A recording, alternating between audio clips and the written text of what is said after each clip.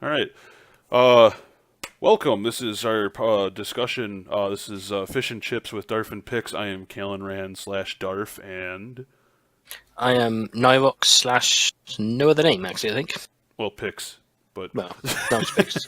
but I'm an idiot. yeah, we I don't know. The name is kind of a work in progress. It just sounded like a fun little thing to do, so that's what we ended up deciding on. But Might change later, but very well may. So yeah, this is the long-awaited, at least for the two of us, as far as I'm understanding it, discussion for the third book of Foxcraft, the Mage, and you have kind of an interesting story about your obtaining of the book compared to me. Amazon stuff. If you wanted to start with that, Amazon they messed up. Like I don't know. Should we? We could do, I suppose. I mean, I don't see. I'm not giving them a good review. I'm not going to give them a good review. I'm gonna say to them like, I pre-ordered it. They didn't take money away from it, which is a bit weird. It's not how I pre-ordered things before. Yeah, they charged me They said when I it comes, pre-ordered it. Yeah, well, they didn't for me. And then when the 26th came around, they said, "Oh, we don't have any copies in stock." So, as in, like, we've sold out. I was like, you couldn't have sold out if you haven't sold it yet. I mean, how does that work? And then I got emails saying, "Oh yeah, you can get it on the 28th of October." And I was like, "Well, that's a quite big step." And then they're like, "Oh no, wait, you can get it on the 7th of October." "Oh, you have no money in your bank." I was like, "Yeah, of course I don't. I thought you would have taken the money out." But yeah, you have to do a lot of jumping about and going through hoops trying to get me a copy of it on Kindle. Probably not going to go into super details about that, just because I don't know what the legality is. But I did actually pay for an ebook, a Kindle version of it, so he could read it. But because he's in the UK, he can't read the American version. So there was some fun stuff there. But I don't think it was that they're out of it though for you, because didn't you get a thing saying like it doesn't look like it's available anywhere Well, in the UK, even I as did of this recording. I did research it, and in the research it said the publishing date was I believe, 7th or 6th of October, Yeah, which was today or yesterday, yeah, which is a bit weird because Amazon said it comes out on the 26th of September, yeah. but sure. It even got to the point where I was actually going to order him a physical copy from America and have it shipped to him, but it would have cost about $30 in shipping alone just to get the book there, and it would have been there before, or I'm sorry, after the October 7th deadline that they said it was going to be out anyway. So yeah, needless to say, that was just a bunch of fun. I don't think it's too legal because, like I said, what I've got on the Kindle is what I would have done normally, which is got it from America. Well, what I mean is when whatever, there's no point in going the main purpose of this video, obviously, is to continue with what the first video was, where we... The important fact is, I've got the book and I've read it, just like you have. Yes, and it's the most important thing. So the original video was we were theorizing about who the mage might be and just kind of talking about the first two books in general. And now that both of us have read the first two books and now the third book, we wanted to basically continue with that video and then not just talk about who the mage was and what our who theories the mage is now. yeah, but also talk about the book in general. So I don't know. Did you have anything that you wanted to start out with? Spoiler warning. Yeah, that's a really good thing. It wasn't obvious.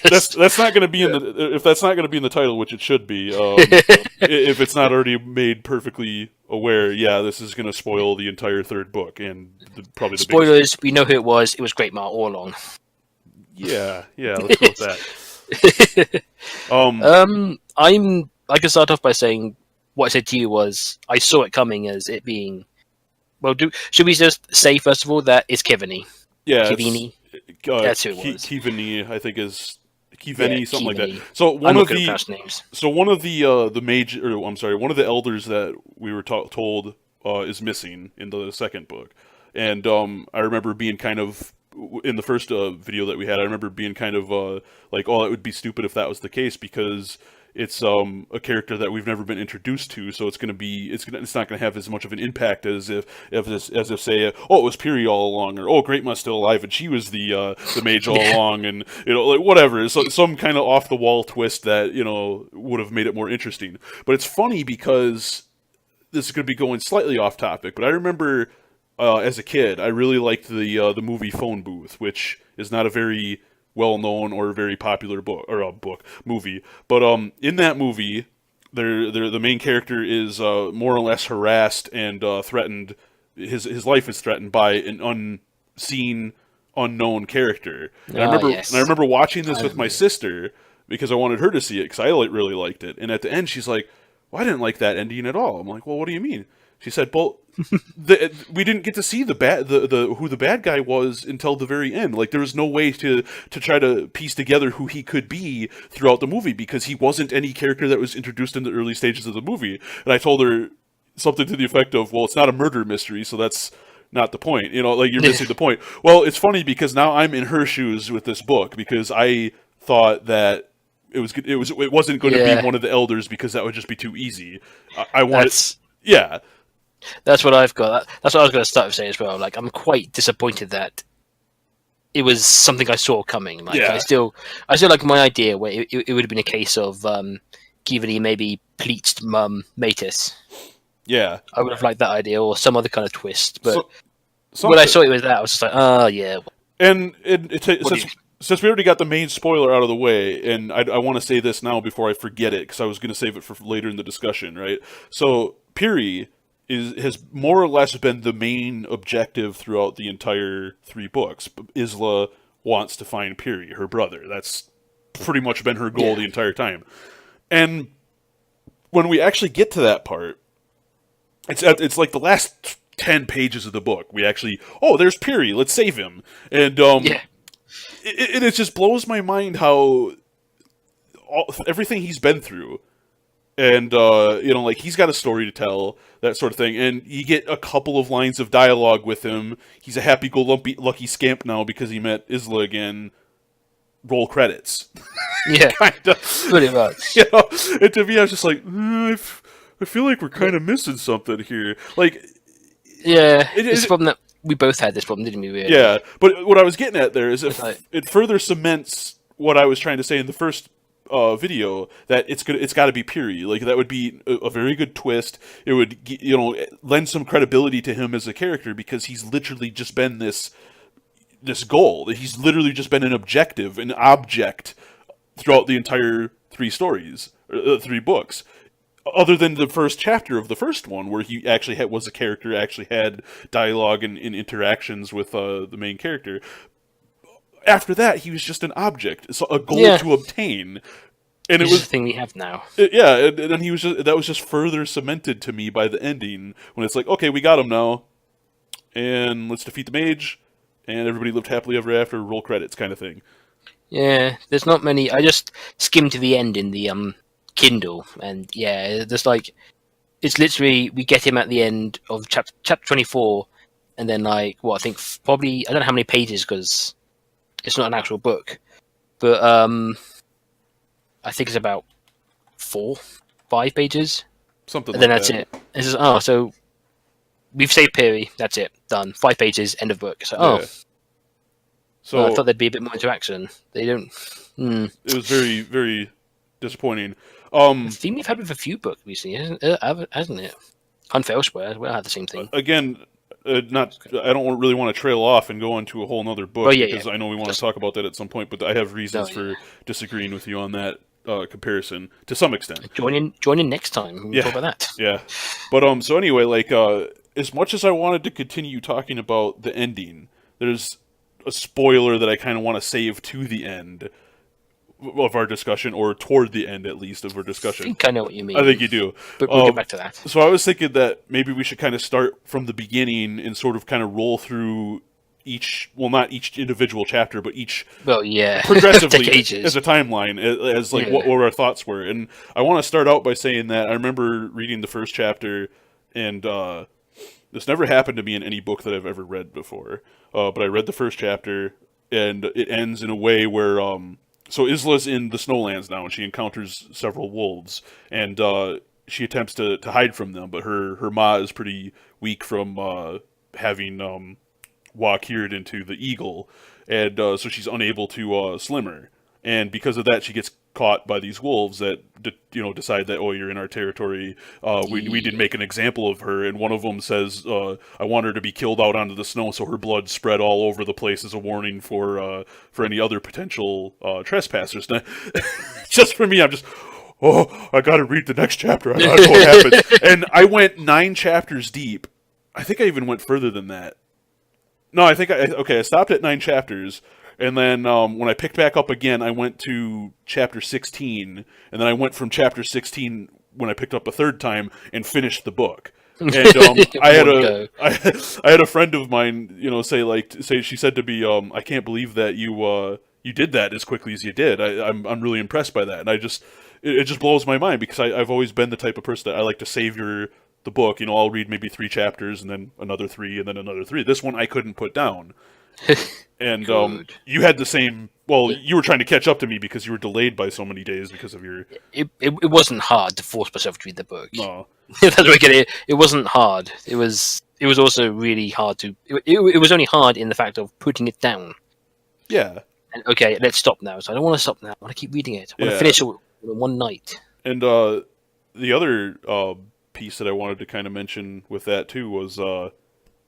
And then my brain just immediately erased it when you were talking there, and I started to think about other things. So anyway, I was going to ask you, what was your kind of impression of that first chapter there, too? Well, I just immediately went, well, obviously that's not going to happen. Yeah. Well, yeah. So I wonder how I was going to get out of it. I was just like, this is interesting. What's going to happen next? Yeah. Obviously, I did remember. There was no... Oh. So we remembered. We were kind of discussing a little bit before we started recording too, and I think one of the reasons for me, at least, and I believe for Nyrox as well, that it was easy to be involved and engaged by the story was that it's the only trilogy or a sequence of books that I've ever been a part of from where I started reading it in the middle of it, and so I was actually able to feel the anticipation, if you will, of the next one coming out in the series, where it's like, oh my god, I can't wait to see what happens, that sort of thing. Whereas every other series of books that I've read in the past, it's always been the books have already been out. This has been published for a decade. I mean, so I guess it was a lot easier for me to get involved in it there. But again, I feel like we're getting off topic again because we're trying to talk about the book and we're just kind of talking about our own personal feeling of it. But yeah, so. So. What was the next point then after that? Well, if you want we just kind of went, there was... We read on to that and find that... I think one of them mentions Farraclaw. Spoilers. Yeah, and that was... Isla's... Yeah, that was a bit of a shock. No, actually, really? No, because she mentioned it. Remember, she heard one of them say something about the Bishar of Fang, I believe, and she's like, okay, wait a second, the Bishar of Fang, that was... Or not Fang, sorry, Claw. Bishar of Claw. And that's what caused her to recall... Because remember, the reason that they didn't kill her was because she mentioned Farraclaw. She mentioned that she knew him, and they're like, hey, wait a second, how do you know him? Wait a minute. Yeah. But going ahead slightly, around chapter 5, I think it was, I asked you to, pay attention to what happens there, because I kind of wanted to discuss that while you were reading through the book. But we get a glimpse of, I think it's the beginning of 5, where it's starting out sort of from Piri's perspective. And you don't know that right away, but it's talking about something happening to Piri where he escaped the den and he ran out, to play in whatever and practice Foxcraft and all that stuff. And then all of a sudden, toward the end, is describing Great Ma talking. Well, towards the end of that sequence of the chapter, Great Ma notices him doing this and says, what are you doing? You should get back inside with Isla. And at that point is when it dawned on me as a reader. I'm like, oh, this isn't from Isla's perspective. This is Piri's perspective. Me too. Yeah, and I remember when we were talking to the first book, it would be really cool if there was at least a portion of this, the third book, or all of it almost, you could almost make that argument from Piri's perspective to fill in those gaps. And it was really nice to get that little taste of it, but it did leave me wanting more. It did. It was also then when it was just like, wait a minute, so he can do Foxcraft as well. Yeah. We thought he'd be able to do something because he was able to slimmer, wasn't he, in the first book? Yeah, he was in the first. But when he talks about this, he can see colors and he can feel the hum of the earth, and it feels like he's clearly got more than he could understand at that stage. And it was kind of like, go ahead. Oh, Is that why the mage was after him? And Great Ma's reaction too, the way it's described when she sees Piri out there in the middle of the night as a cub, basically practicing this Foxcraft, doing his thing. Like how she's had this like terrified look on her face, like oh god, what's this? Oh, no. This is the last thing I wanted to deal with right now. This is not what we want. This is not good. Oh man. Try several times to try and stop him as well, and it's a case of like it's a case of like Lord of the Rings, of Frodo, whatever you do, don't put the ring on. Put the ring on, summons the ring wraiths. What happens here, isn't it? Prairie, don't practice Foxcraft. Practice Foxcraft. Here comes Karka. Good job. Well, I liked how his reaction to that was too when Great Ma was telling him you can't be doing this. He's just like telling her, well, I've got this gift, and you're telling me I can't use it, kind of thing. And he was really like being a spoiled brat about it, and then all of a sudden, you wouldn't understand, Great Ma, you wouldn't understand, and then Great Ma reveals that, no, I do understand, because I also have the same capabilities you do, and it was just, oh. It's just like, Great Ma also knows a lot about Foxcraft as well. Yeah. She knows more about Foxcraft than she's been letting on. Yeah. Oh dear. Pretty cool. Yeah, it was pretty cool. So I think that had been alluded at before, but yeah, for sure. I mean, Sifrin even said to Isla in the first book, like your Great Ma fought, valiantly. Had something. She had some skills with Foxcraft, so she was able to fight valiantly, but was ultimately defeated by Karkas. Well, Karka and like 6 other foxes. It's sadly. But getting back to the book, the third book here, there wasn't a whole lot that was really noteworthy once Isla got into the Bishar of Claw. Like, it was a lot of introductory to other characters and that sort of thing, and culture classes between the wolves and but how that all works. I was amused by some of Isla's interactions with the pups of the claw. The claw. I want to say pack, but Bishar sounds cooler. with the Bishar there, and we get a little bit of an insight into Farah Claw's family situation there, and there was a scene where Fireclaw is talking about the pups in a very proud manner, and Isla says to him, who's the, or how did it go? Like, who's your mate or something like that? And he looks at her kind of like, what do you mean? He's like, what? She's like, what? Those pups are yours, aren't they? No, they're not. Of course not. And I thought that was kind of mine. I thought that was kind of amusing. But the one thing that's interesting there is when we get to that part, we're also introduced to the fact that Fireclaw's father seems to be addled with some kind of disease in the brain. He's pretty crazy, and nobody wants to really deal with him. And you really can. Yeah, and you can see that Fireclaw is very distraught by it, but is also, still trying to be that very noble, I almost said father figure, but the other way around, son figure. He's trying to be the good son, and because his mother is also really dismayed by the fact that his father is very mad now. I mean, everything that's used to describe her, the way she interacts with the pups and the way she interacts with Fireclaw, is she's just given up on life. Yeah, she's just disheveled and just fed up with life and everything else, and dealing with the pups and everything else. So it actually leads to a pretty interesting, I want to say subplot, but it was actually a pretty substantial plot in the first half of the book. It does. It is kind of. It does kind of feel like that. Oh yeah, that's something happening on in the background. Ignore that. Yeah. And then when Isla goes, no, let's go and investigate it anyway. It becomes, this is actually pretty important. Yeah, but the reason it does become the main. Yeah. Thing. The other reason that it's also important, and this was the subplotty thing I was talking about, was that because there's another pack of wolves nearby the Bishar of Fang that they're pretty hostile with the Bishar Claw, but they're not at open conflict, because at one point in the past, I think it was Fireclaw's father, or it might have been his great father, whatever the case was. Somebody who was at the head of the pack actually killed the leader of the king of the other one, the Bishar of the Fang, and because of that, there's a lot of resentment in the Bishar of Fang. So there's a bit of anxiety in the Bishar of Claw, Fireclaw's Bishar, that if they find out that their king or their leader is weakened, they're going to make a play to try to basically conquest and annex the Bishar of Claw. So so there's little two things at stake here. Isla came to the Snowlands to find Piri, and the Bishar, the Bishar's king leader, he said something that was pretty interesting to Isla when she actually went to meet him. Remember? You remember that? Yeah. So he said things that were in a very foxy manner, and what I mean by that is that yes, there it I is. remember now. Yeah. During this scene where Isla is being introduced to the Bishar of Claw, they describe like Ma, but they call it Maha, and there's things like that where there's similar lore and terminologies that the foxes have, but the wolves also have their variations of it, but it's different.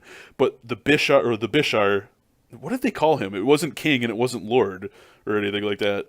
I think it was king. Maybe it was king, but anyway, King Boonenclaw says here. So okay, well there you go. So king. The old king may have been sick, but he was still the largest wolf I'd ever seen. Yeah. Although that is Isla saying that. So yeah. So the king says several things that are very fox-like, and Isla picks up on this. And Fireclaw's like, well, no, it's just because he's addled in the head. He doesn't know what he's saying. Yeah. But he describes a cache. And cachet, I guess you say it for France and Europe or whatever. Cachet. Yeah, cachet. But my cachet. He describes a cache, which is a fox term. Foxes bury caches. Yeah. Wolves don't. Wolves don't do that. They hunt in packs. They bring down a kill, and the whole pack feasts on the kill, and there's nothing left usually. Whereas foxes, they have no need for burying things. Foxes are solo creatures, and they will make several kills and then bury what they don't eat so they could come back for it later. So Isla picks up on this, and she's like, okay, this is interesting. The king mentioned this cache, and it's in, what did they call it? Like the Spires of Fire or something like that. Fire and Ice. Yeah, Fire and Ice. It's just basically no man's land kind of thing. And she wants to go there because she thinks that's going to lead her to Piri, because she's like, why is this king... Well, no, the king said he would tell her where Piri was. That's what it was. He said he would tell her where Piri was if she unearthed this cache. Yeah, he also she mentioned, have you seen my brother Piri? And he repeats it, like as if clearly knowing what that name is and whatnot. So begrudging clearly shows. Sorry, I was going to say it clearly shows that he knows of Piri, and he said a few other fox things. Yeah, and so Isla and Fireclaw's relationship I really like, because Fireclaw basically said he'd do anything for her and that sort of thing, and she's dead set on going toward this cache to unearth it. And he's got reservations because A, he thinks his dad is just crazy. Yeah. And B, the cache is located in the Bishar of Fang's territory, or they have to at least go through that to get there. Something to that effect. And but he ultimately says, despite the fact I have responsibilities here, I'm going to do this because that's what you want. Let's bring another wolf along. Who do you want to bring? Oh, and Isla says, I want to bring Lop. And Lop was introduced as an underwolf, or you would call him the Omega, if you use, like, I guess, I don't want to say normal terminology. Yeah. He was called Undermega in this, wasn't he? That was his title. No, he was an underwolf. Or the Underdog. Underwolf. Underwolf.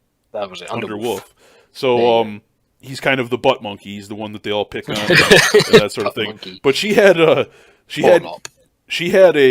interesting interaction with him, because when she was competing with some of the wolves in a playful sense, he picked up on that she was more than she appeared, and he actually kind of helped her to get around some of these tests that really a fox wouldn't have been able to handle. Like, I think there was like a race or something like that. Yeah. And he told her of a shortcut. She got there first, so she developed a rapport with Lop, and I thought it was pretty adorable. But she says, "I want to bring Lop as the second wolf," and Farrakhan's like, "You're kidding."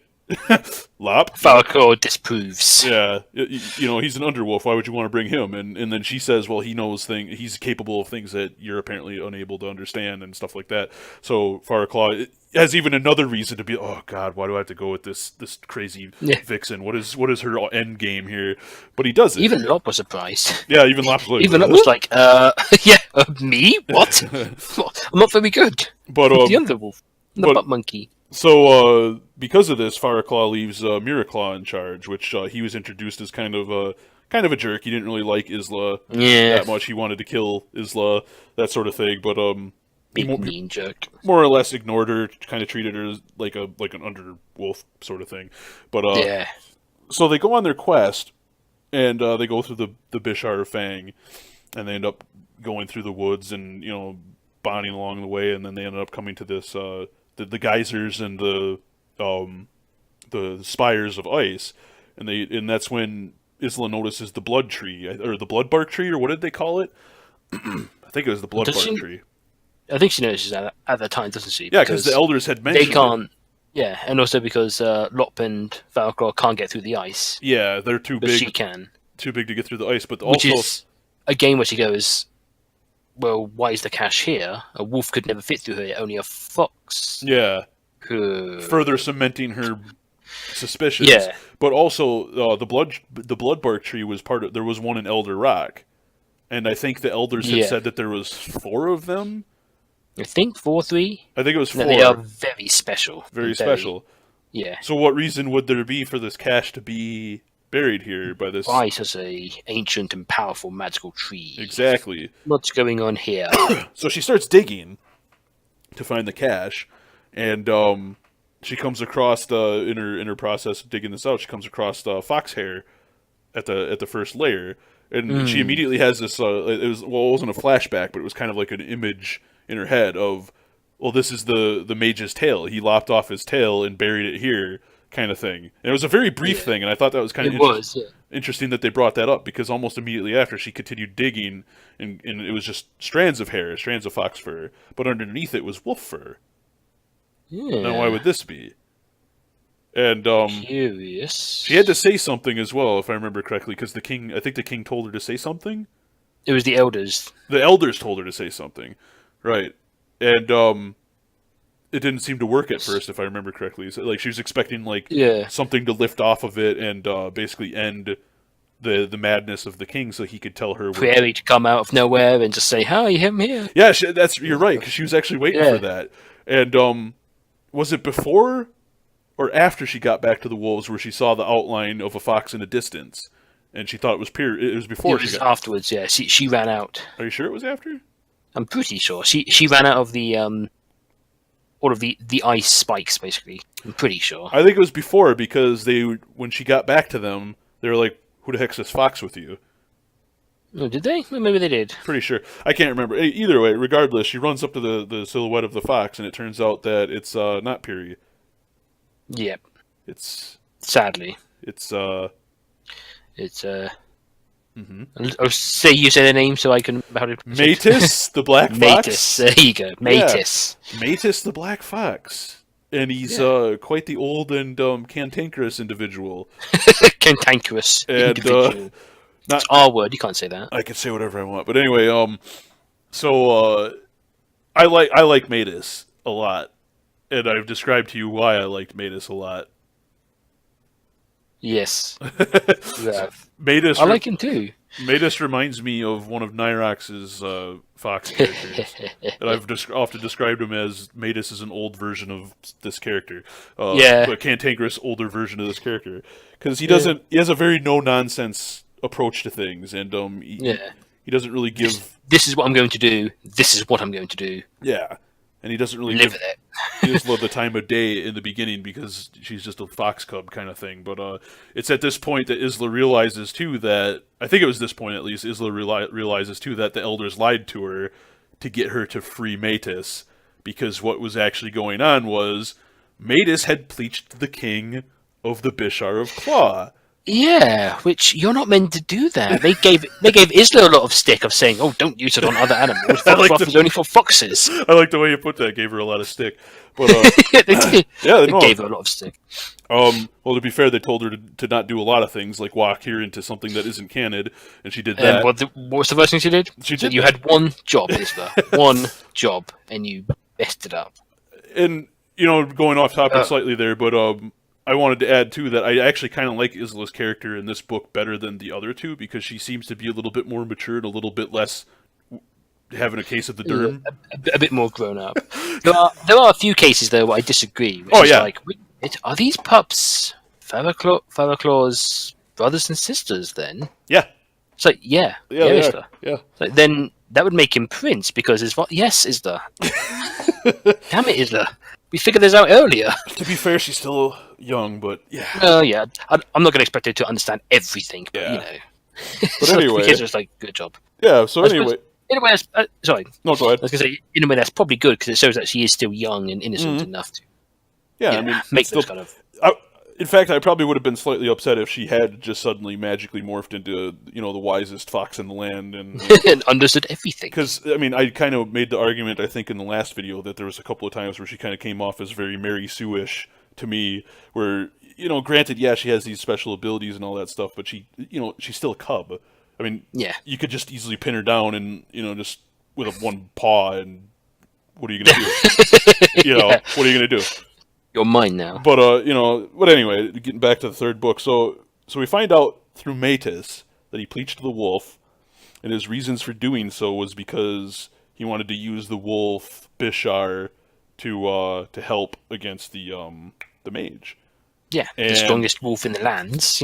Sounds like a pretty good thing to have. Didn't work out quite as well as he had planned. No, it didn't, did it? And I think the reason that they gave for it was because that foxes are different enough from wolves that it just didn't work quite the way it should have. Yeah, the Mar wasn't the same, basically, or whatever. Something like that. But so anyway, so he tried to pleach this king, and it backfired. And because of that, he was actually, I don't want to say frozen in time, but he had no control over his body at all, so he was kind of stuck inside the king's mind. And because Isla had freed the cache and separated those furs, he was freed, and so was the king. But we also learned through Metis at this point in time too that there's another side of pleaching that we weren't made aware of in the other two books, because I think the elders had said that there's a proper way of doing any kind of foxcraft, and then there's a way that it can be used for a right way and a wrong way for bad things. And the only way of pleaching that we've been introduced to is the nefarious way of doing it, the way the mage has been doing it. But apparently there's this other type of pleaching, and that's what what Metis tried to do. And so yeah, it all kind of went to shambles. Didn't go well because he also revealed that Ferroclaw, I think he's Byronclaw, I think is his father's name. I think Byronclaw? Byronclaw. Said that, I'm sorry, but he's probably addled for life now, and he's not going to get better. Yeah, and also... And Ferroclaw took it quite well, he did. Yeah, very well. Metis described himself, too, as... how did he put it? It was really excellent, the way he put it. Like a stream with... He said he was like a stream with a hole in it, or something more eloquently than that. And basically, he was saying that like you could give him Ma through was it Garisharm? No, it wasn't Garisharm. Oh, I remember what you're saying now. He was empty. He was goodness. He had a very eloquent way of putting it. Blah blah blah. So anyway, I can find it quickly. He damaged himself essentially. It doesn't matter. He damaged himself essentially by trying to pleach the wolf, and he described it as he can't really retain Ma as well as a normal fox now. You could give him Ma, and it'll allow him to could carry on for a bit, but eventually he'll be drained again, and he's just not there. He can no longer retain it anymore, which is kind of bad for the black fox. To be fair, he's pretty old too, so I mean that's probably not helping. But he and Ferroclaw don't get along very well, as you were kind of leading to. No, they don't.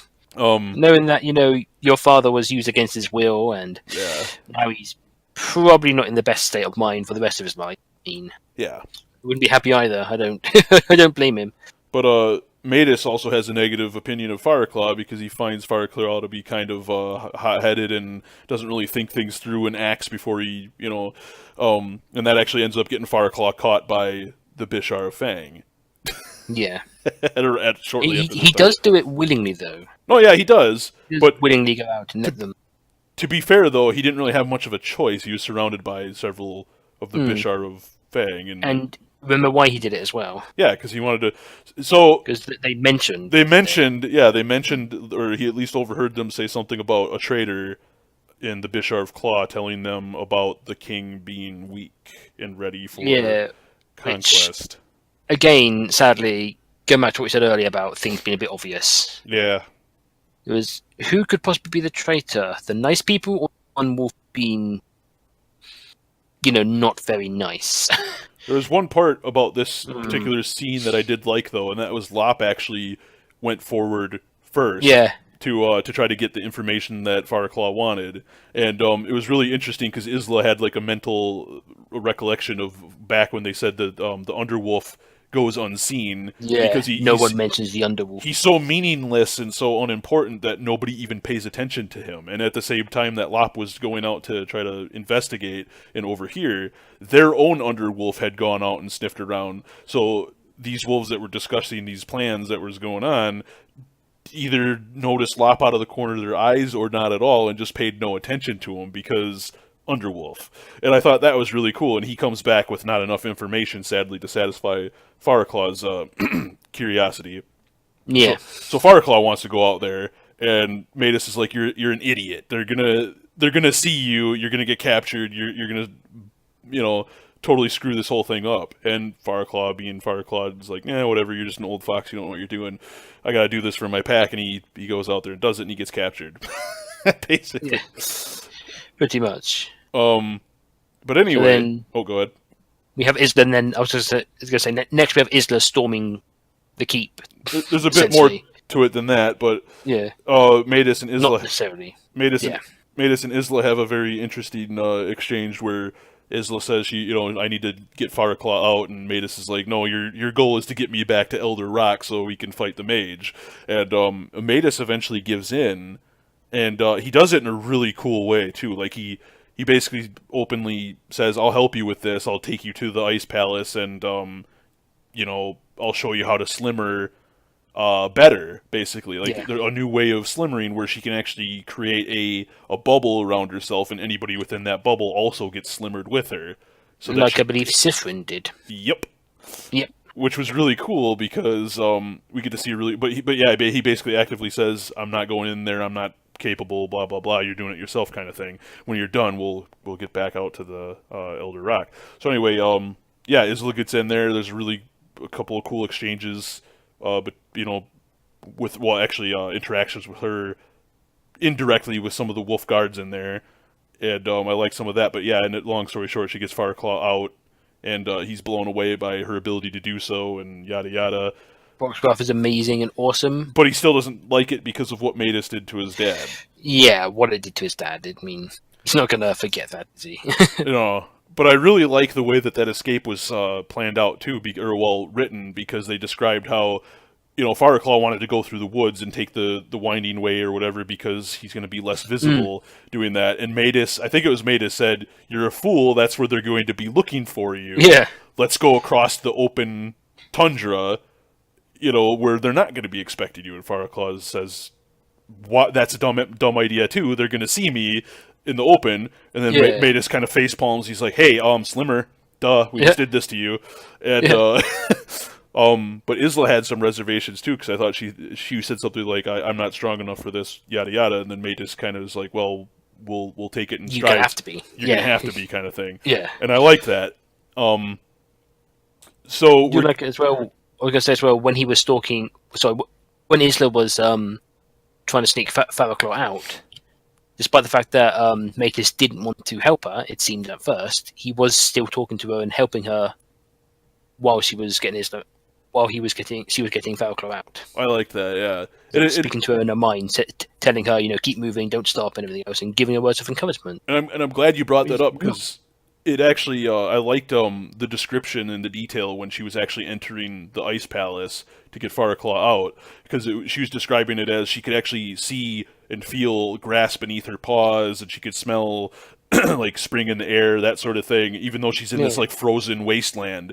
And I thought, oh man, that's really cool the way that they did that. But it's at this point too where I'm like, Matus is really cool. I just really love his character, because he's helpful, but he knows what his end goal is, and he's not losing sight of that. But he also acknowledges that I need Isla to get back to the Elder Rock. She needs to help me get back to Elder Rock, so I must help her. So I've got to help her now. So I better be nice. So I might as well be nice to her. And he doesn't complain and whine about it. He just does what he needs to do, and he does it in the most wisest, like Yoda-ish way ever. I really like that. But Craft you must use. Yeah. So fast forwarding a bit, they get back to the Bishop of Claw, and Lop had already warned them that they're about to get attacked by the Bishar Fang, and who's missing? Yeah! Someone's missing. Someone was missing. Miraclaw is missing. Wait. And he was left in charge of the pack. Kind of saw that coming. Wasn't he not the... That must be a, coincidence. It's not possible that he is the traitor, is he? Kind of saw it coming, though, because... Yeah. He was painted as the douche. Yeah, he was painted as, like, the villain. Yeah. So it's like, the villain did the villain thing. Oh! Yep. Surprise. Surprise. But, whatever. I don't mind too much. So the Bishar of Fang comes rolling in, and there's some pretty interesting exchanges between the leader of the Bishar of Fang and Faraclaw, because Faraclaw is really injured and wounded from his capture and tired from the run.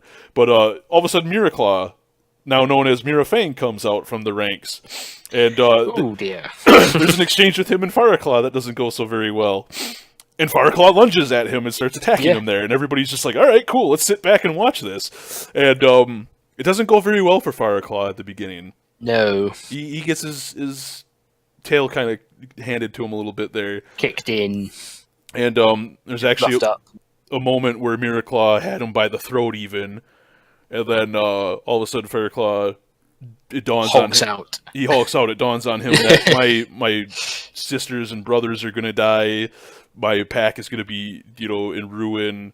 This guy caused it to happen. I'm not letting this happen. And he just freaks out, rips off his ear, and kicks the snot out of him. And then go Faraclaw. The other part I like about that, apart from the exchanges, calling him a traitor, yada yada yada, everybody cheering him on, is that the king of the Bishar of Fang no longer refers to Miraclaw or Mira Fang as Mira Fang. He just refers to him as Mira now. And then Mira's banished and runs off and whatever. And he let himself get beat up, so yeah. He's done his... But what was curious about that too is because when the Bishar of the Bishar of Fang leader got there, he said, "Oh, Mira Fang is promoted to a lord.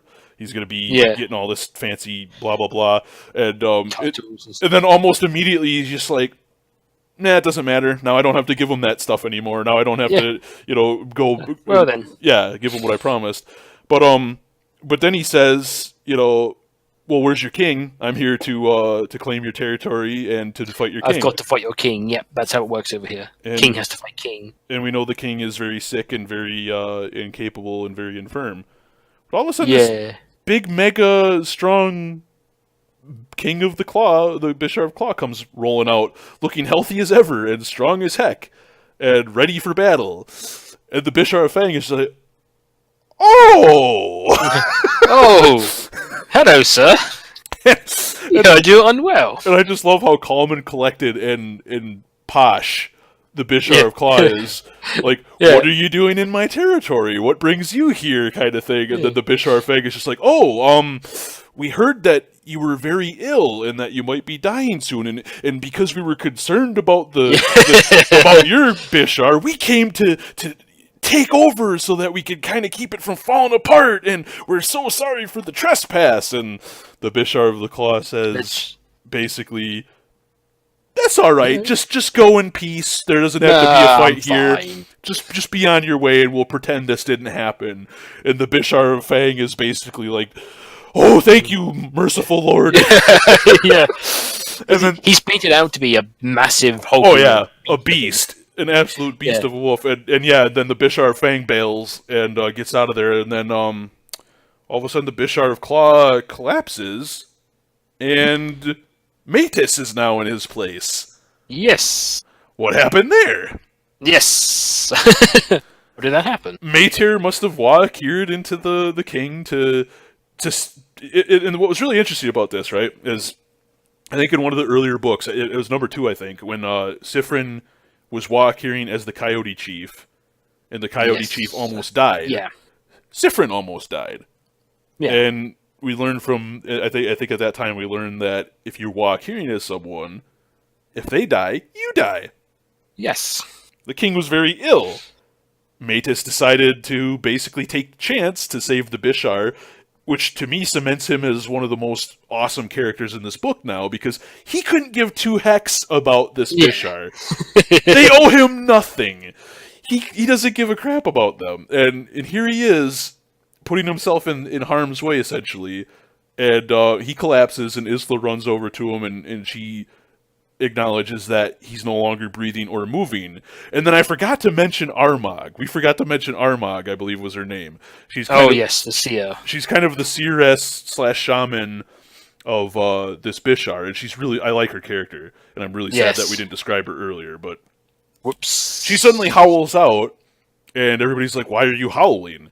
And she says, "Well, the king is dead. He has just passed. I felt his spirit enter the spirit world along the exact same time that Metis collapsed and stopped breathing." Oh dear. And chapter ends. And then next chapter begins. No mention of Metis for several paragraphs. And then all of a sudden, at this point, I've come to grips with the fact that, my gosh, Metis has died.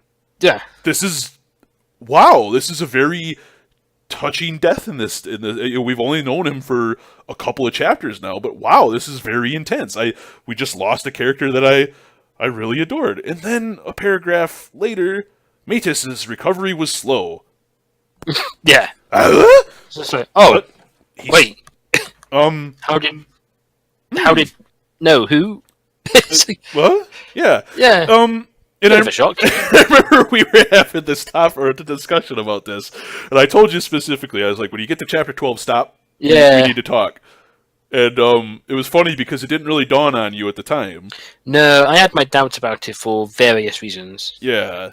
And I remember we got into a little bit of a... You weren't I very wasn't happy. I'm like, no. How did you miss this? But I was like, it didn't seem like, and the timing wasn't right, but it definitely wasn't, and that's why I think it kind of floored me the way it did. Like it did, and I feel like it was kind of worded or described poorly, And I think the proof of that is the fact that you went right over it and didn't even notice it, whereas I went in the other direction. I went back and read it 4 or 5 times, and was like, yeah, it's.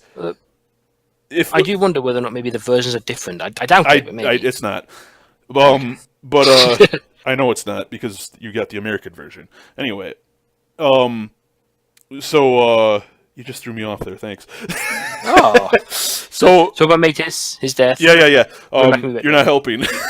Oh, I'm sorry. I'll shut up. So anyway, as I attempted to describe to Nyrox, as like, okay, so Metis collapsed and stopped breathing, and then almost immediately afterwards, Armagh howled and said the king is dead. Yeah. And the reason that my take from that was that he died was because, well, the spirit of the king isn't going to just immediately fly into the spirit realm. Armagh isn't going to immediately pick up on that. There's going to be a delay. Yeah. A delay of how much we don't know. Apparently no delay whatsoever because Metis didn't die. Despite the fact that he stopped breathing. And That's what floored me, because I remember you had to talk to me about that. Say, like, he wouldn't have died instantly the instant she howled. And I went, yay. Oh. Oh, that's a good point. Yeah, she would not have been able to detect that instantly. Like, oh, yeah. And then it was like, oh, if I would have known that, probably would have been a bit more significant. And the other side of it... Oh, yeah. The other side of it, too, is if I was Armagh, I would have delayed that howl until the claw was, or the fang was far enough away to not hear it. Hopefully they didn't hear it and go, wait a minute, hang on. Yeah, so I don't know, it's just... Turn back. Really strange to me, because especially since they describe the howls as being kind of like communication and, with spirits and stuff like that. So the Bishar Fang should have been close enough to hear that howl and been like, wait a second, their king is dead, whatever. But I'm probably hitting on that more than I should be. Possibly. It's just, it drove me nuts. Yeah. That was when I kind of stopped and I was just like, okay, the magic has been broken a little bit. It's still a good book, but I feel like just a smidge. There was a flaw here. Yeah. Little did I know that was the start of my feelings of slight negativity toward the book. Yeah. So fast forward a bit. Yeah. How much longer to fast forward? Well, we get the emotional... That was rubbishly spoken, my word. Sorry. So we get the emotional goodbyes Yeah. With Isla. Obviously, they've got to go home. Fire There's Claw, no way around this. Lop, Yeah. Caddis Claw. Didn't mention Caddis Claw yet. She's awesome. So, as an afterthought, Yeah. Caddis Claw, she was awesome. There was a particular scene where Isla was watching Caddis Claw and Fire Claw interact, and she had a mental monologue where she kind of said to herself, "I wonder how long it's going to be before they're." How did she put that? I wonder how long till she becomes queen. She becomes queen, yeah, because Fire Claw is now king now. Yeah. You know, his dad's dead. His mom's happy. She's actually relieved now that her mate is no longer suffering from the addled brain, so she's actually calm and collected and back to normal. All is well in the world, but Fire Claw is like, "Do you have to go, Isla? Do you have to go?" And Isla's kind of like, "Do you have to stay? You could come with me. I don't want to do this journey without you." And there's a bit of a ritual coming up soon for the wolves where they communicate with all day, in fact, with their dead. And yeah, Firaclaw tells her, "I can't, under any circumstances, leave for this. I have to be here for it." And I think that coincided with the gloaming for the Fox lore, because Matus was saying we have to be back before the gloaming to Elder Rock. Yes, this is for big kind of time. It was a pretty important thing, and so Matus basically acknowledges, "Hey, we need to get going now." Firaclaw refuses to come begrudgingly. Isla is sad. They go, and then they get caught in a blizzard.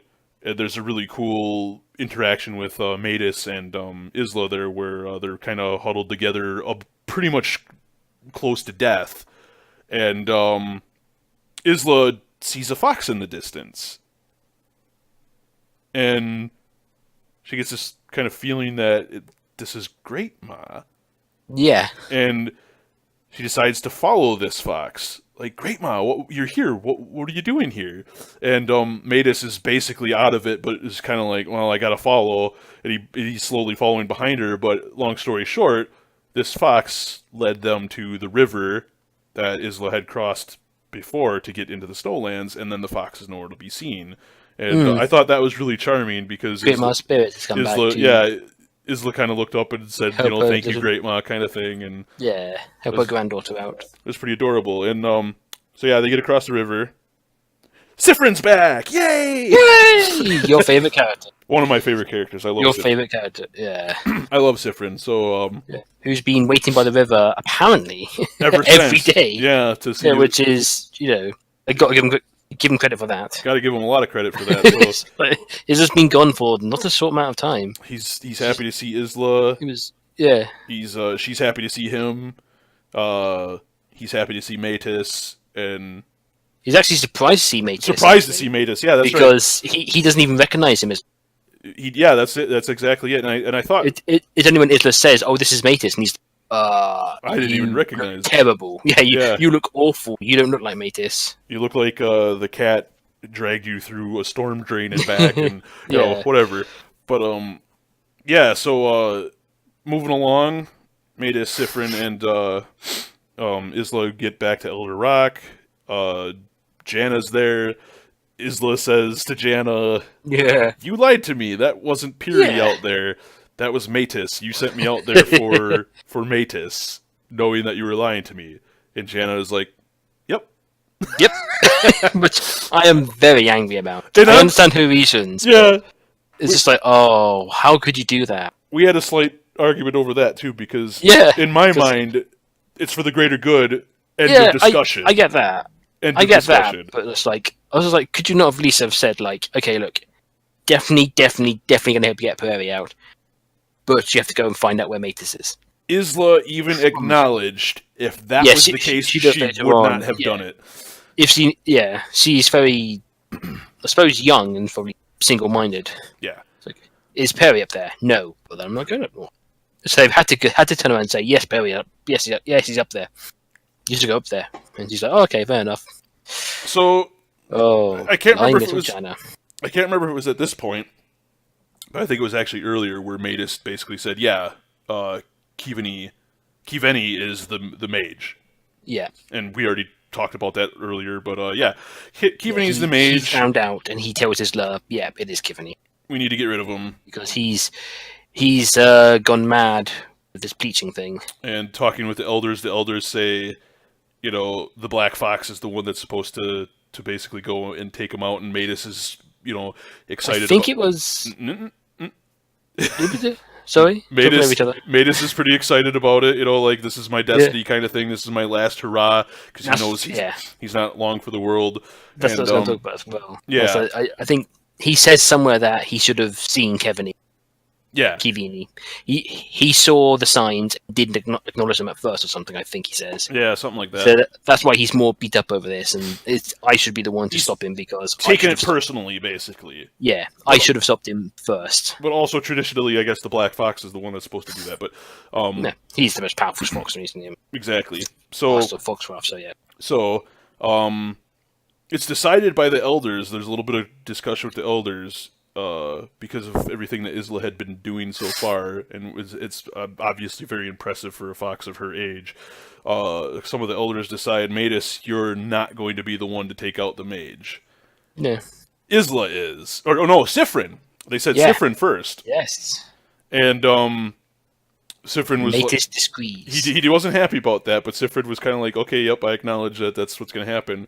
But then it's interesting at this moment. I just want to interrupt and say that Janna said, "You've been trained for this." Yeah, didn't she? She acknowledged that this is what Sifrin's trained for. He's been trained to beat the mage, which is another reason why I like the Janna and Sifrin dynamic there, because I kind of wish they was explored a bit more. I sure do.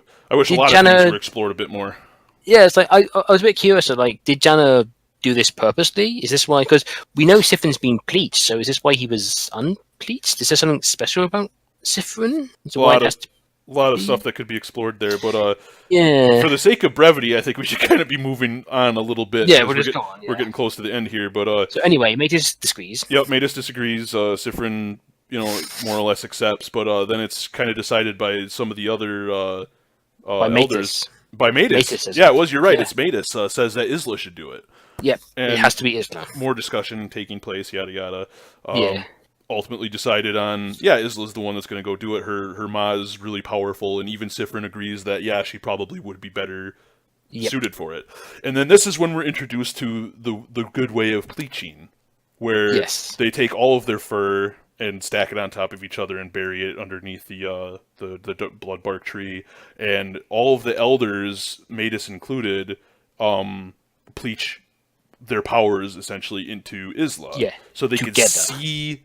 They become one being. They could see, they could feel everything that Isla feels, but also Isla gets heightened senses because of the fact that she's got these really becomes souped up. Yeah, and, blessed by the gods and all that. So trope. Because of this, Isla, Sifrin, Tau, and Simi, yes, they came back. Yay! Are going on a quest to assassinate the mage, basically, and along the way, they enter a very dark and decrepit, corrupted forest. They meet a fox there, who's not a Taken or a Narwhal or the mage. Who was this fox, Nyrox? Dun dun dun dun dun dun dun dun. I don't know. I know. It was Heike. Heike's back, and Heike. I was expecting to see him again, and I really badly wanted to see him again because I loved Heike, and I still to this day don't think he intentionally did what he knew what he was doing, but he didn't have a choice. He wanted to get his family back.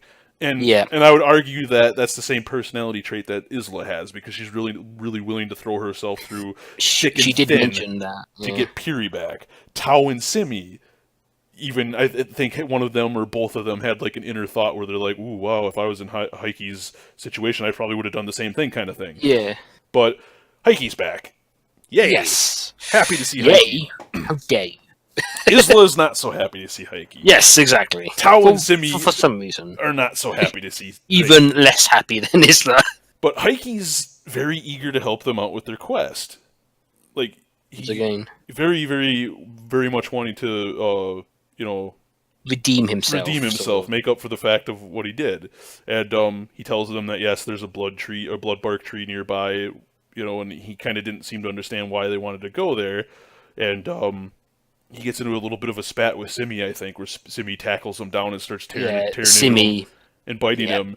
And, not happy. And Isla and everybody just kind of sits back and watches. And I'm just like, yes, he betrayed you, but he's trying to redeem himself. And go ahead. again, this is where we differ, because I was like, just let him fight it out. I don't think Simi would have had it in him to kill him. Well, the problem with that is Heike's not going to fight back. Yeah, I know. He knows... It's not productive, but it's not productive. Get out of your system, Simi. Get him out of your system, Simi. You have a limited amount of time here. They even said that at this point in time, the mage is getting very close to calling forth the white fox and blah blah blah. And so even Sifrid butts in. He's like, "This isn't helping. Let's get the heck moving," kind of thing. And along the way, they're getting attacked by the Taken. Chased by the Taken. They get stuck in a swampy area. Several Taken are engulfed by the swamp and ultimately perish. Yep. They get to the Bloodbark tree. Swamp of Sorrows. Yeah, they get to the Bloodbark tree. They're starting to dig around looking for the cache. The cache of other fox furs. Because this is the other thing as well that I think... I don't know if you mentioned it, but this is now how... We now know this is how they pleach. Yes. That they bury your fur with someone else's fur, chant, and then pleach. So basically all of the Narel have... And I think it said that there was 11 of them at this point, have control over... And they don't go into super detail, but they have control over all of the Taken, and I'm assuming that, like, a Narel that's out in battle somewhere and bringing a bunch of Taken with him, those are his or her skulk, so those are the ones that he pleached with his or her fur. And so anyway, so there's a lot of fur to dig up, and they start ravaging this dirt, trying to find all this fur so they could get the Taken basically unpleached while the Taken are currently attacking them. And then the Narl show up. And crap hits the fan. 11 very powerful foxes here, and it's not looking good. Sifrin's getting torn up pretty good. We have a newcomer come back as well, don't we? Yeah, Kosh. Yeah. Kosh is one of the Narl, and we saw him in book 2, I believe. I think we may have missed something about something that Heike said that he was taught by Kos. Okay, go for it. Do you remember about how he said that he was promised by Kosh? Oh, there you go. You just remembered, didn't you? I'll let you describe it because you got the details. You just remembered. We know that Heike did it to save his family because Kosh said, "If you do this for me, I will take you to your family, and your family will be safe." Heike then reveals that his family have been killed, and they were killed a long time ago. Yeah, because they were questioning Heike, like, why haven't you been turned into a Taken? Why aren't you a Narl or whatever? Why are you still here? And basically, the mage and the Narl left him for dead after they screwed him over. Like, they took advantage. Your family was never alive. They've been dead all along. Very sad.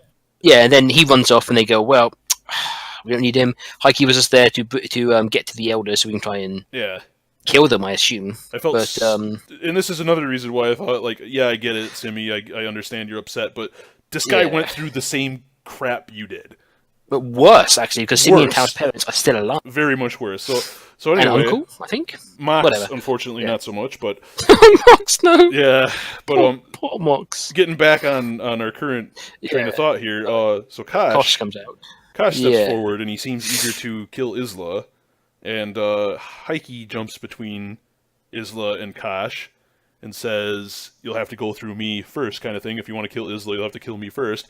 And I freaking hate Kosh's line. That was the plan all along. Corny. What is this, the 1980s with like an action movie style? Yeah, action movie guy. So Kosh lunges at Heike. Been revoked. Kosh lunges at Heike, rips out his throat. Heike drops to the ground, pool of blood. Yeah. And didn't go well, snapping a bone as well, and happened in about 5 seconds, which, if you know anything about foxes, and this is kind of an argument that I noticed on the wiki, some people seem to think that Heike is a gray fox. Whereas it's really weird because if you look at the cover for 2, at least the American cover for 2, there is a gray fox in the bottom, and he's got the markings of a gray fox. But he's the same size as a red fox, which can't be the case. Yeah, I distinctly remember him being described. I'm with you on this. I remember him being described as having grey-coloured fur. Yes, but nothing said he was a grey fox. The book never specifically says he is a grey fox. He's been described as the grey fox because they're referring to his fur, but he's never been described as being a different species. So it is my belief, and apparently Nyrox's belief, that he is a gray-furred red fox. And having done the research, they are a thing. So yeah, surprisingly, it was surprising, wasn't it? Very, because I would have thought there would be no distinction between a silver fox and a gray-furred red fox. Yeah, because a silver fox is just a red fox with silverish black fur. Yeah, long story short. Apparently, yeah. So Heike gets his throat taken out and is getting pretty battered, and he's bleeding profusely, and Isla just kind of stares like, oh, Heike's dead, I guess. And yeah. It was a bit... Granted, there's a lot of stuff going on right now. It was a bit glossed over. Of the essence, but it's just glossed over. Nobody cares. Heike's dead, blah, blah, blah. He served his purpose. He got them to the blood tree. He no longer... another reason why I don't like that is because he got screwed over, essentially. He got used and abused by the mage. And essentially got used and abused by Isla and her company, too. He served his purpose. He's gone. Move on. It was a lackluster heroic last charge. Yeah. Heroic last charge of, don't worry, I'll hold them off. It could have been done a lot better. And nobody cared. Heike died and nobody cared. People were just like, oh, Heike's dead? Oh, okay, then. He was described as, the cowardly one that didn't want to fight, but here he is placing himself between Isla and Anara. He actually did a heroic action. Alright, so I think we went over that enough. And I'm trying to speed this along because I know this is going to be longer than the previous video already. Possibly, yeah. No, I know it is. Oh, wow. Well, yeah. So anyway... Quick. The next big thing. Anyway, so the next big thing... the wolves show back up. Fireclaw. Yay! And I was a little annoyed by this, too. Because it's like... We can't come with you. This is part of the... we got this big thing going on. We can't do it. And here he is, and they... basically shred the Narwhal. Absolutely destroy him. Koss dies within the first volley. Which he had coming, let's be honest. Well, yeah. He did deserve it. But long story short, the Taken... most of the Taken get cured, because at this point, when Fireclaw and company show up, they get the furs out, and they say the chant or whatever. And they all get set free, but then... Not all of them. Not all of them. Because there's a lot of Taken that were apparently taken for too long or something, and they continued to fight with the Narwhal. Yeah, a few of them, I thought it was described as they all got set free, but some of the Taken who were taken for too long, as you said, were kind of like, well, their mind was probably too far gone. We better keep helping out our masters. We better keep helping out our masters, because if this fails, we kind of want to be on their side. But yeah. So, moving past that, where was I going for with that? They go past Narwhal, because now they've got their bigger thing to go. Yep. They got. Well, I think the fight continues for a bit there with Fireclaw. Yeah, they clash, and then Sifrin and Isla solo their way into the mage's den, and there's like a poisonous gas or something going on there, and Sifrin almost chokes to death. And that was kind of weird. I can't remember exactly how all that was described, but basically it was noxious fumes of some sort. Don't know if the more of those mushroom things, bad gas or what. Oh yeah. That. But anyway, so they get to the mage, and you were the one that read this most recently, so I'll let you describe this because you might know a little bit more about. So I believe when they get down there, they get into the lair of Kivini, and there's all the mist that is the White Fox. The White Fox is almost there, not quite fully there, and over in the corner are five young foxes. One of them is Piri. I'm going to stop you just for a quick second, because we didn't actually talk about this. The reason that the Kivini doesn't have a tail is because when they pleached Isla... Isla described like their tails, their white tips getting all shimmery and silvery, and hers did the same and all that. That's where the magic comes from. So that's what allows you to be pleached, according to the lore, is having the tail. So that's why Kivini removed his tail, because he didn't want to get pleached. Although it is described when you see him as he only doesn't have the tip. Yeah. Doesn't it? Which is a bit weird. Well, the tip was the only thing that was shimmering, so I think that's what that is. Anyway, I'll let you continue with the Piri. You found it. There we go. So there was that. We thought about that. Yep. But Piri is, of course, he's not active. He's not responsive. Him and the other foxes are just all completely zonked out of it, and is revealed Kevin reveals then that, as Matis may have said earlier, that he's using the foxes, he's draining them of their ma, so that he can summon the White Fox. And he's actually doing more than that, because his plan is that he has pleached himself to the White Fox. Yes. Which is mad, really. It's completely insane. Very much so. He's pleached himself to the Great White Fox.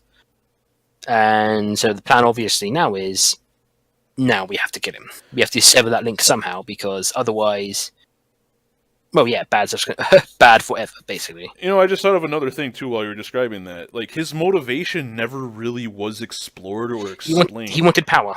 That's really it. And it's the most annoying reason for a villain to be a villain. To take over the world, of course. Mm-hmm. So it's a bit of a shame, but So there was also some description about like how there was like the red from the sun or something like shining up the red rocks. The rocks were red. That's what it was. And once it reached a certain point, then there was past the point of no return. When the gloaming gets to its highest peak, that's when the White Fox. Good job. Sorry. That's when the gloaming reaches its highest peak. That's when the White Fox will be fully back into the world, and Kivni will be unstoppable. And the elders even described it as there's nothing we could do at this point. Yeah. Game over kind of thing. Yeah. If that happens, that's it. Game over. Everyone's lost the game. So now they have to take him out. So Sifrin charges first at the mage, and it doesn't go well. The way that it was described was really curious to me, because like it almost sounded like the mage had kind of like a electrical barrier of some sort. Because as soon as Sifrin made contact with him, Sifrin started convulsing and like dropped to the ground, and the mage was unscathed. And the fight kind of continued for a bit, because Isla actually doesn't fight. There was description in there of how her coming to grip with the thought of killing another fox, and how she didn't really want to do it, but didn't have a choice kind of thing. I thought that was kind of neat, but it doesn't really matter. It was, yeah. Because Sifrin is doing the fighting, and not doing very well. Not doing very well at all. He's pretty beaten up from the fight previously. Falling instantly. And there's a description in there where Isla says he doesn't look like he could, like, one more blow would be enough to end his life, because he's already got like one of his forelegs was broken and like dangling, and which is probably the most suspenseful part of the book, I thought. I would think so. Like, Sifrin could actually be dead soon. Yeah. The next page. Never mind that Heike guy. Who cares about him? But Sifrin. Who? Yeah. But so I'm gonna let you continue with the description again, because I know you're the most recent to read it. But what happens next, Nyrox? Well, I can't really remember. She went in to free Piri, and while Sifrin was doing the fighting, she gets Sifrin to take the cubs out, because she breaks their control. So he's not much mar off them. Quite describe that part, because that was kind of interesting. Because when she tried to get to Piri and the other younger foxes, they were unresponsive completely. But I said that, yeah. Yeah, I know. But what was it? I can't remember what it was she did to make them responsive, because there was something pretty curious about that. I think it was because she had to perform some kind of a Foxcraft that she learned or something like that. Pakara, I think it's pronounced here as. Yeah, something like that. Where they've had their will kind of pleached, and they are like not pleached exactly to a full extent, but they're having their ma drained, so they're kind of out of it. So she has to break them out of the trance. It's the opposite of Gerasham, is it? Yeah. Where they share their ma. Yeah. Pakara is the opposite, where instead of sharing the ma, you're taking it. So I think that's what she did. So they're still put into a trance. Yeah. She breaks them. I've actually got the book here. She had to focus on Perry. When you feel my gentle claw, you'll be in a trance no more. Okay. Touched his nose, and then poof. Nice. Out of the trance, yes. And then there we go. Perry's here. Yay. Yeah. But weakened because he's had his ma drained. Yep. But still here. We finally got this meet Piri since the first chapter or two. And because Sifrin is still trying to kill the mage, despite getting his ass kicked. His butt kicked. Well,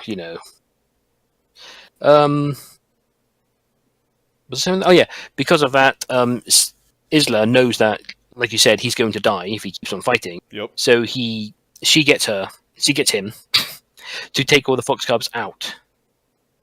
Yep. Safety. Perry doesn't go with him, and is determined to stay by Isla's side to help bring down Kevany together. Yep. I can't remember. It went really quick. It did. It was over within like a little bit. Yeah. Like a few lines. And it was just like, instead of killing, Maita says, instead of killing Kevany, you've got to kill the link between them. You've got to break the tie between them. Because then, if you focus your Ma there and break the tie between them, that will sever the bond, and that will somehow undo it all. So I think for the sake of brevity, she succeeds in doing whatever the heck that was all about. And just everything blows up, basically. Everything kind of goes poof in there, and she and Piri emerge covered in soot and stuff like that. And then everybody got drunk and went home, and everybody partied and end a book, right? That's how it went? Pretty much, actually. Sadly. Pretty darn close. And this is... the last chapter is 3 pages long. And that's the filling in the gaps, happy-go-lucky ending... But yeah, dancing with the Wookiees on the planet of Endor or whatever, This part that I just described, that was chapter 3, and then it's like chapter 24. Sorry, chapter 23. There's chapter 24, which is literally... like 3 pages. 5 pages. 3 or 4 pages, something like that. I think because I have the physical copy, and I'm pretty sure it was like 3 pages. So it probably is, yeah. So there's a description where they're walking by Heike's body, and Isla kind of looks over and is like, "Oh yeah, there's Heike, and he gave his life for me. Well, time to go do the celebration that we succeeded in blah." And I think there's like 1 or 2 lines with Piri and descriptions of like, well, before the descriptions of starting a skulk or whatever, Isla asks about Tao and Simi sticking around. Oh yeah, Tao and Simi's parents were one of the early taken. Ones that and they're free now. Yep, they're free. Happy. Yeah. Again was kind of rushed, like, they're free. And weird. Yeah, so Tao and Simi decide, we'd like to travel with you some more, but we're going to go back with our folks kind of thing. And then... so another big thing, remember how the chapter starts off with? Those three words starts off with? Go for it. Matis was dead. Yeah, Matis died. And that was it, and that's literally it. It was like I sensed him, his mom and mother from the elders when the good pleating was done, and that's Matis dead. And now for the ultimate, pardon my French, middle finger to me as a reader. Yeah. And I'm sure like this. And I'm sure some of the other readers as well, because I stuck around on the Foxcraft forum a little bit, and there's a lot of individuals, from what I read at least, that were very interested in the relationship between Isla and Sifrin. Oh yeah. And Sifrin says to Isla, "Well, I get like something to the effect, I'm paraphrasing. Well, I guess you could trust me now, and because I'm obviously not here to do you harm, and blah blah blah.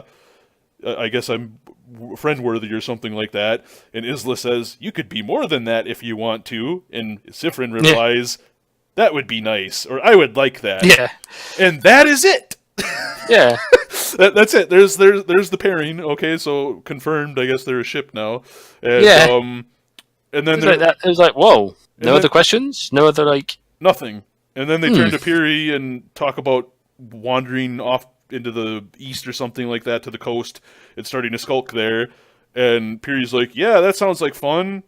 And then, Isla's the Black Fox now because, unlike Piri, the soot on her fur stuck to her fur and made her a Black Fox. And Piri... Wait, what?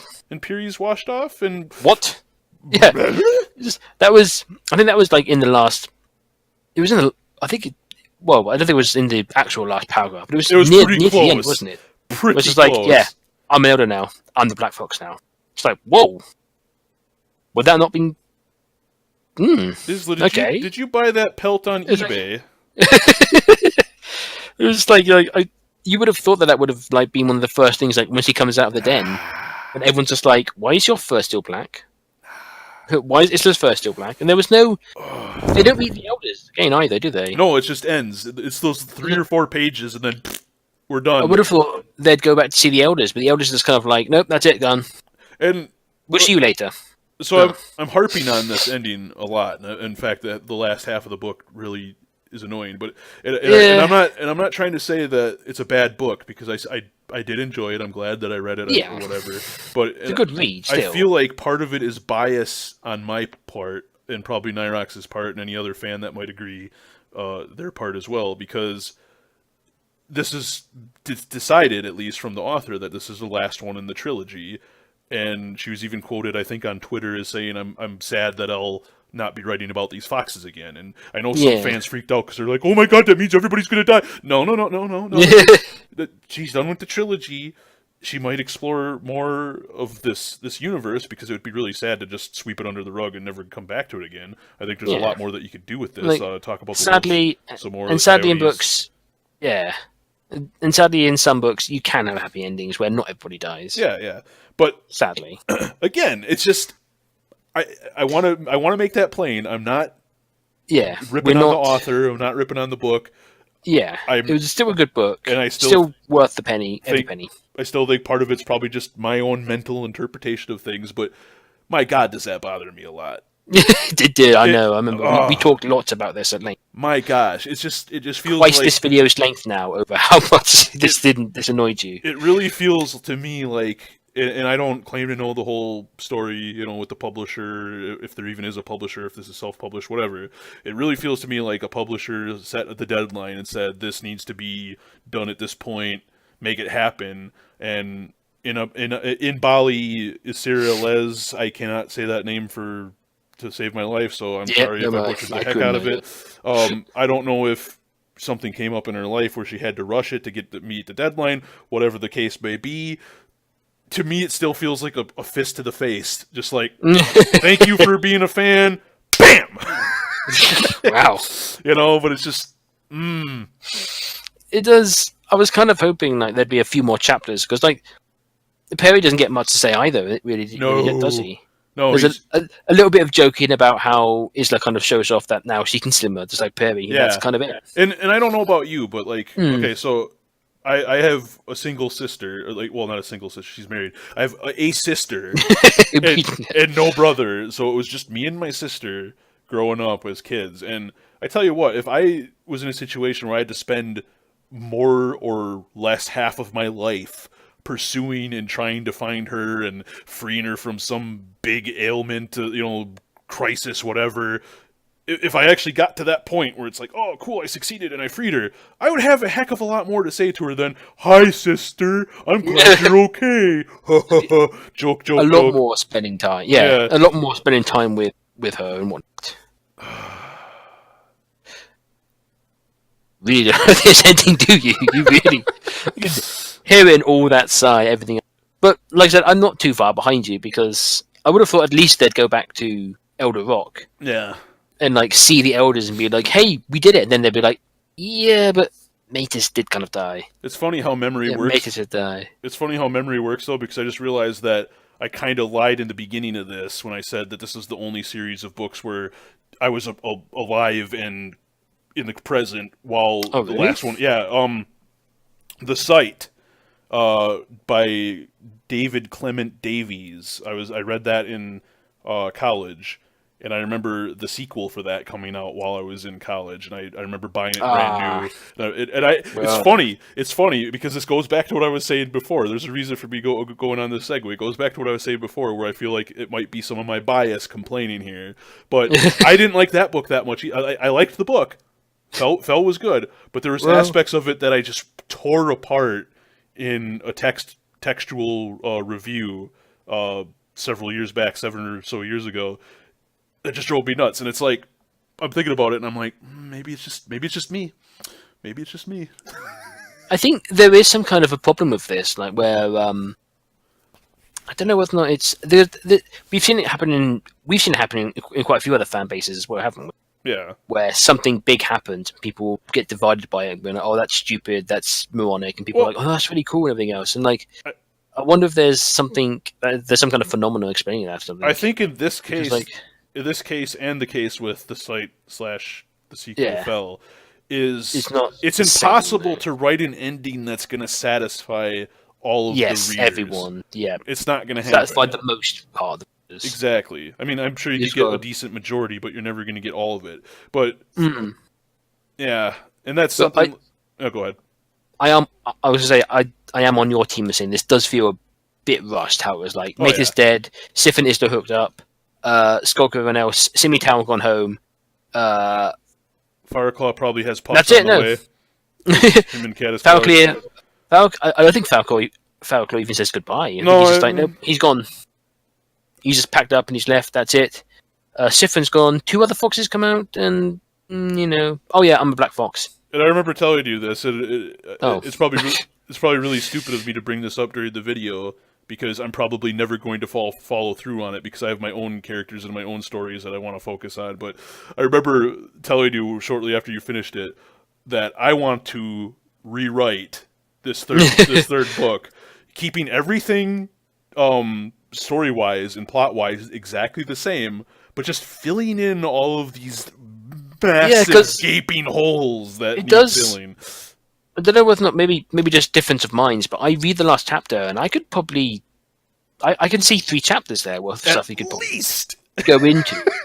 I mean, like I said, I would have expected all of them go to Elder Rock because you go back to Elder Rock and kind of revel in your victory and how the world is saved, and then that's when you find out Matus is dead, and you're like, because but instead he just gets one line of, by the way, Matus is dead. Well, that would have been kind of cool though, because everyone's going back and they're all like, can't wait to see everyone else, Matus and Jana, everyone else, we're all going to celebrate together, and they're like, actually, it's going to be a somber celebration because Matus is dead. That would have been like, didn't get to say goodbye to him, didn't get to say thanks. Could have been done so freaking well. They're like, we couldn't tell you because of the connection being broke, but yeah. And there also could have been a bit more about, like I was saying, like I joked about earlier, like when, when Isla comes out and her fur is black, surely everyone would be like, why is your fur still black?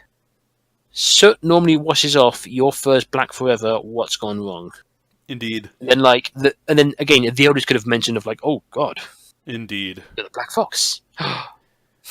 And then more could have been explored with Sifrin and Isla and Isla and Prairie. Sifrin and Prairie, where are you going to go? Where are you going to go? Well, we're just going to... the question of what is Isla and Prairie going to do now in the end? And then they could have gone off like that. Missed opportunity. It was like... So basically, Sifrin is now off and hasn't told Jana. Mm-hmm. A bit harsh. She's your mother. Yeah. Well, foster mother, yeah. Pseudo mother, could have at least. I suppose they probably could have communicated through Foxcraft, but it's a far cry, isn't it? It's like writing a letter to say goodbye to your mum. You'd rather do it in person, wouldn't you? Surely. I would have. My dearest Evelyn. I actually like my mum. Dear Mummy Jana, bye. Yeah. So, okay. I'm off to start a new skulk with my waifu. My waifu Isla. And Perry comes along as well. Yeah. And I don't know if we should bring it up now, but there's 2 other foxes that were with them. If you've ever seen them. Well, there was one that was mentioned at least, Lirgo or Ligo. Shiri? No, he's not one of them. Oh, you're talking about Shirai and Zilla. You're talking about the elders. I was talking about the other cubs that were captured. Yeah. No, I was talking about the cubs. 2 of the cubs come with Sifrin. Yeah, there was also Lirgo or Largo because Yes. Liro. There it is. Carol and Flint, Simeon Tower's parents, aren't they? Something like that, because Sifrin, or not Sifrin, Isla had one of her visions about with him. Matus, Yeah, with when she was with during Matus. Marsham. Yep. And, that's when she decided, I'm not seeing this through Perry's eyes, I'm seeing this through another cub's eyes. And I did like that, where Matus admits that he purposely kept the connection open to share that memory with her for longer. Yeah. And when Isla says why, he does say, because you're younger and smarter, you probably could have seen things that you missed, that I missed. Oh, yeah, that was pretty cool, yeah, and that did actually work out. There is some more interaction that I think we may have skipped over between Matus and for sure. Isla. I mean, that we basically summarized the entire book, for crying out loud. So, I mean, fact of... Yeah. I was just going to say, there is a bit more between their relationship that was kind of nice and cool. Yeah. So, I mean, again... And then again, he died. Yeah. And again, just to summarize, the first half of the book, amazing. Once you get to that, half point, it just tapers off very slowly. Yeah. And then once you get to the end, just falls off a cliff and we all die. Maybe Maybe we're too old for this book. Maybe we're a bit too old and cynical and whatnot. Possibly. Maybe the kids like it. I gave up on life long ago. Maybe. Yeah, so do I. Not really. If I gave up on life, I wouldn't have hopes and dreams and be trying to write my own stuff. Gave up most of my life. My childhood, is thrown off a bridge at the age of 16, I think. I mean, he's gone. But yeah, wrapping up here, we're kind of at like about a minute and 30, or an hour and 30 now. We're just about ready to hit the hour and 30. Yeah, so I'm that's thinking, probably time. yeah. If you've kept up with us, viewers, I'm very surprised. Yeah. Oh, no. But, if you did, awesome. Thank you. Thank you for listening to us. Indeed, definitely appreciated that, and look forward to probably the hunt from elsewhere. And I'm probably going to make Nyrox at some point read the site and. Oh yes, you have to, when I get money, of course. I mean. Yeah. But, anyway, so once again, thanks for watching / listening, and see you next time. See you later. Bye. Bye.